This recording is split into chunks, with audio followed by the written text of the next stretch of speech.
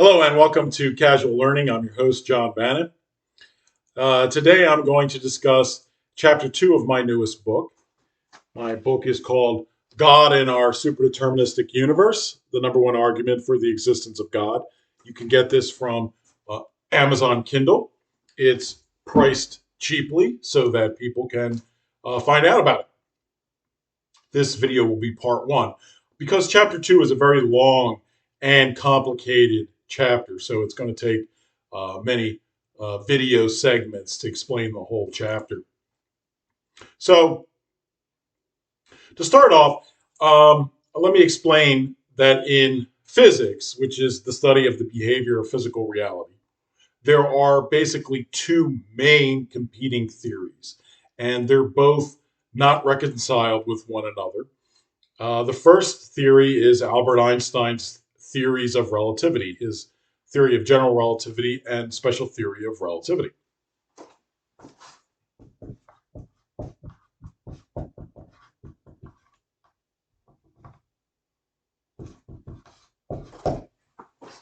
The second theory is called quantum mechanics.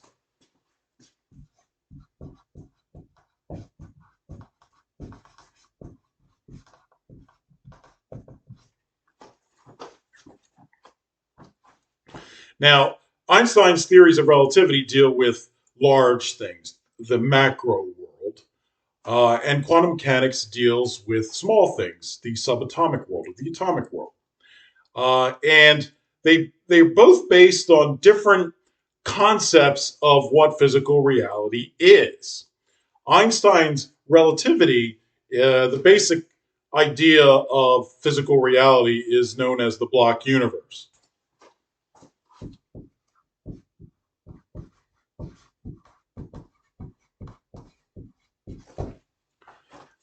Now, the block universe conceives the universe and time as a manifold of abutting hyperplanes of space-time. Now, a hyperplane of space-time is simply a slice of the block universe at any moment of time. So essentially, it's a frozen moment of time. So if you can imagine time frozen, it's a timeless thing because it's frozen time. And the world around you in that frozen moment of time with length, width, and height, that's a hyperplane of space-time. Now, relativity is a local theory, so it's not as if the actual universe is chopped up in these hyperplanes. It's actually just portions of the universe. It gets complicated because relativity also discusses relative frames of reference, and those are local phenomenon. But in terms of helping you understand what a block universe is, you can generally think of it as frozen moments of time or slices of this block universe. And the universe would be thought of as sort of like a flip book. So you appear on some of the pages. Each page would be like a hyperplane of space time or a frozen moment of time. And your existence from beginning to end, from birth to death, it just appears on a few of these pages, these hyperplanes of space time. And the idea of moving through time is simply a change in appearance uh, among these abutting hyperplanes of space-time. And we experience time as essentially an illusion of the brain because the brain in different hyperplanes has different information in it depending on where it is. And that gives you the illusion that time is progressing forward. It's really just because you don't have the information of the future hyperplane. So you think it's the present moment. But the truth is that the past, present, and moment all exist uh, in this block universe. But your present self just happens to be on one of the hyperplanes at any given moment. So you're not aware of the abutting hyperplanes that actually also exist because you're not in it. So you don't realize it's there. Anyway, that's basically Einstein's concept of the universe. It's the block universe or a block reality. Whereas quantum mechanics has a very different view of reality. And the general view of reality in quantum mechanics is defined by something called the wave function.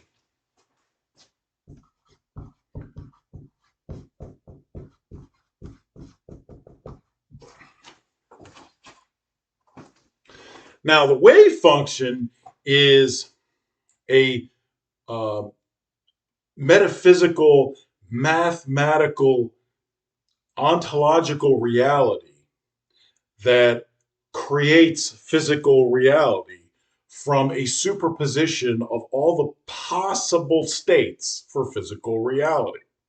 So it's as if all possibilities for what physical reality could be at any given moment of time are they all exist superimposed on one another in a metaphysical sense that is beyond physical reality.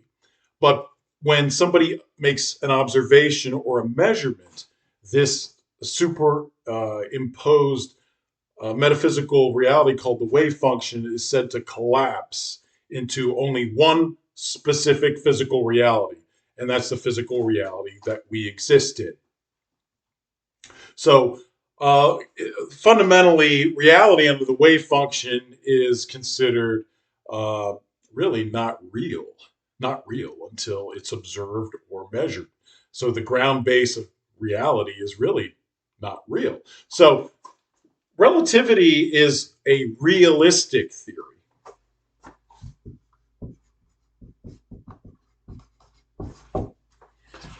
Meaning that it believes the base of reality is physical reality. It's a real thing. These things are real. This book, you're a real person. Everything starts off as real in a block universe. Whereas quantum mechanics wave function is really an anti-realism theory.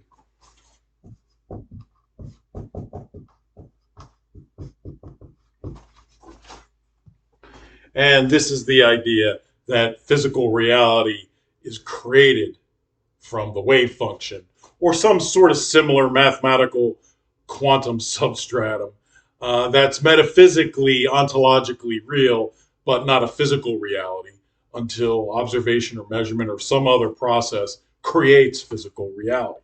So these are two very different ways of looking at reality.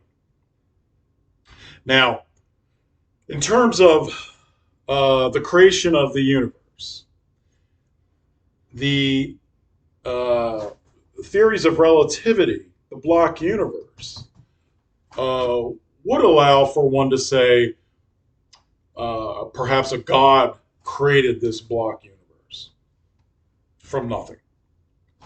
Whereas quantum mechanics, in terms of creating physical reality, would say no, the universe, because it started off at the beginning of the universe, the Big Bang, it was microscopic, it was smaller than subatomic particles, then therefore the creation of the universe is best explained by quantum mechanics because it was so small when it started. Um, and therefore, the creation of the universe is really from the wave function. So this unreal mathematical metaphysical entity, through a quantum fluctuation of a pre-existing quantum field, um, essentially quantum nothingness, caused our universe to come into existence. And the thing with the wave function is that the wave function is a probability distribution. So it's saying that physical reality, we can't say deterministically exactly what it's going to be created to be, but we can say within a range what the probabilities are of it being one thing or another. So that's what uh, we refer to as pure randomness in quantum mechanics. So quantum mechanics is saying the universe was created purely randomly from a quantum fluctuation. And the problem with a random process like that is it's very poor evidence of an intelligently guided creation process, which seems to exclude God, really, because God is supremely intelligent, and one would expect that the creation of physical reality would not follow just a purely random process if it was guided by a supremely intelligent being. Therefore, the wave function in quantum mechanics is very atheistic. in its ideas about how the universe was created. Basically, it's claiming creation from quantum fluctuation, which is random, which does not require a supremely intelligent God. So, the number one atheistic argument, and and really the biggest threat to theism, is the wave function. So, if you're a theist, you have to address the wave function, or you're going to lose your argument for the existence of God. Now, fortunately, there is one way to address the wave function that is persuasive. And that's why I wrote my book. And it's basically Dr. Johann Hansen's proof that the universe is superdeterministic. And that's important. And I'll explain to you why. So, in relativity, you're dealing with a deterministic physics.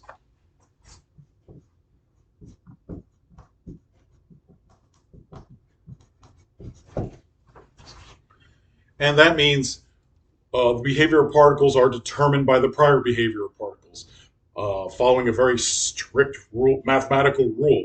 So from the position of particles now, knowing the rules of how they behave, if you know all the forces involved in all the particles, you can accurately predict with 100% certainty what it's going to be like 5 minutes from now or 5,000 years from now, because it's deterministic. There's no guessing as to what it's going to do. You know what it's going to do. Provided you have all the information, you can tell exactly what it's going to do. It's determined. Whereas quantum mechanics is, while once physical reality is created in the form of particles or subatomic particles or waves, it follows deterministic rules of physics. The creation itself of physical reality in quantum mechanics is indeterministic or random.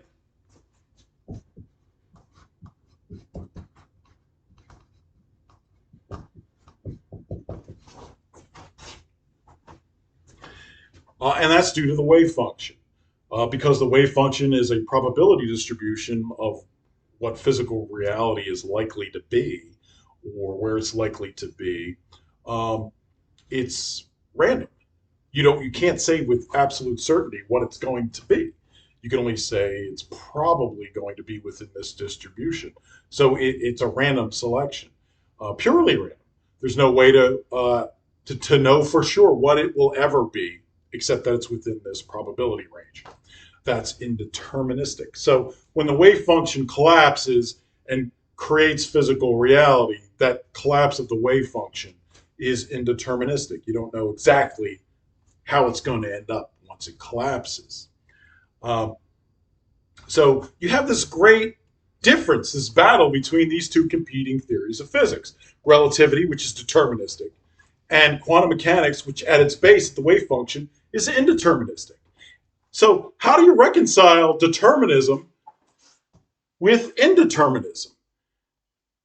And that's the reason these two basically can't get reconciled. Because if you any mechanism, deterministic mechanism that purportedly creates a random output, the output would have to be deterministic. So it can't actually be completely or purely random. So you have this fundamental problem.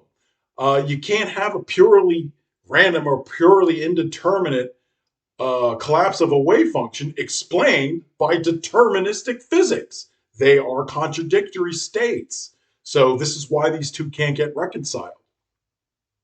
Uh, so one of the problems is, of course, that quantum mechanics has to be accounted for. It's a very successful theory predicting the behavior of subatomic particles, and it talks about a wave function, and it is anti-realist, and this is very, very problematic for the theist to explain. Um, but I'm going to explain it to you.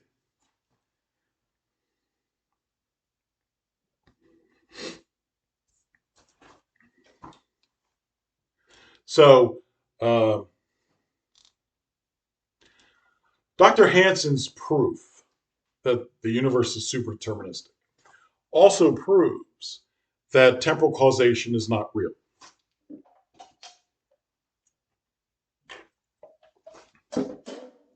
Temporal causation, or continuous causation in physics, is the idea that there is this metaphysical causative force of nature that changes physical reality every moment of time, from the present form to the next future form to the next form after that. So things get caused to exist in time from previous existence. And it's this invisible metaphysical causative force of nature, some call the laws of physics, that's responsible for changing physical reality from each moment of time. But that assumes the existence of temporal causation or continuous causation in physics. So, what Dr. Hansen proved is that temporal causation or continuous causation in physics is not real. It doesn't actually exist. And what physical reality actually is a block reality, a static block reality of abutting hyperplanes of space-time. And the hyperplanes do not cause each other to exist.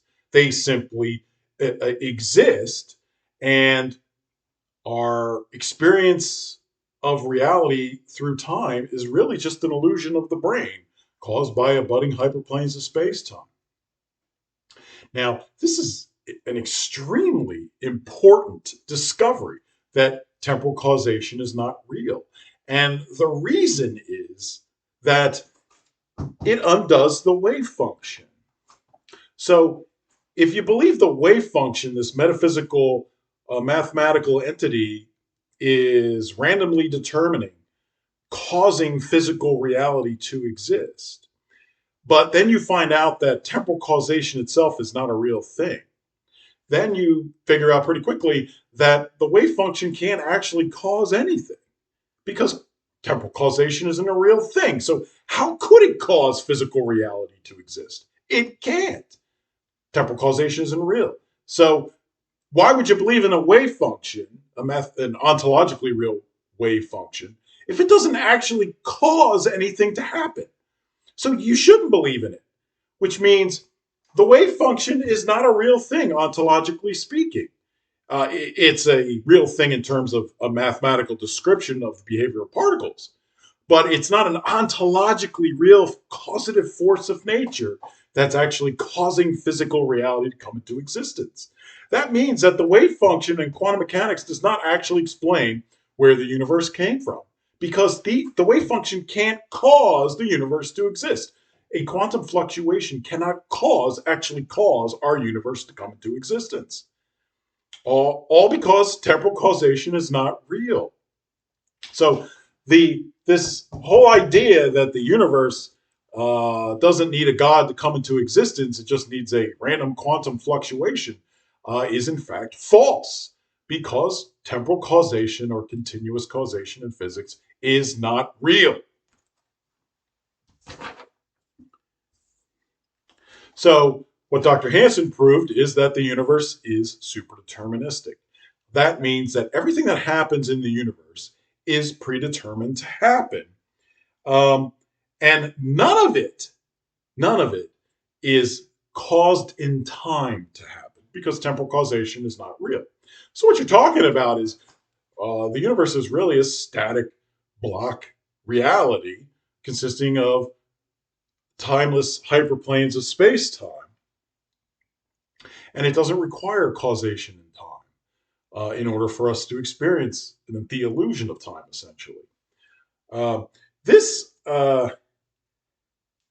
this is a simpler explanation of the universe, if you think about it, because you get the same universe, but you eliminate this invisible causative force of nature that continuously causes physical reality. That makes the model for the universe simpler. So, Dr. Hansen not only proves that the universe is superdeterministic and that temporal causation is not real, he also presents a simpler model of the universe, one with one less assumption. That is, that continuous causation is real. This also means that what we call the laws of physics isn't a real, ontologically real metaphysical causative force of nature either. The laws of physics are mathematical, they can describe the behavior of particles, but in terms of being a real ontological entity, metaphysical entity, it's not real. So Dr. Hansen's proof is an amazing proof, and I'm going to discuss his proof in the next videos.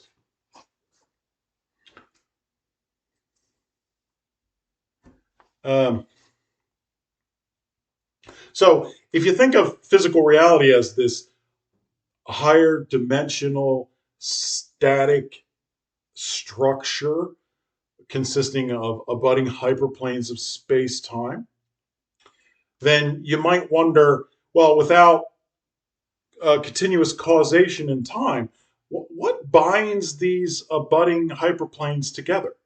Why are they together and not with other hyperplanes? And one possible answer to that would be that because these hyperplanes share some common information between them, that results in them having to coexist with one another, and it creates this tight knitting block reality of uniquely fitting hyperplanes of space-time that share common information. And that necessity of coexistence, because they share common information, is what allows the whole higher dimensional structure to exist. And that would be the binding force for the universe, not causation in time as the binding force. Okay, so I hope you enjoyed that. I'm going to continue with my explanation of chapter 2, and my next stop is an explanation of Dr. Hansen's proof that the universe is superdeterministic. All right, take care.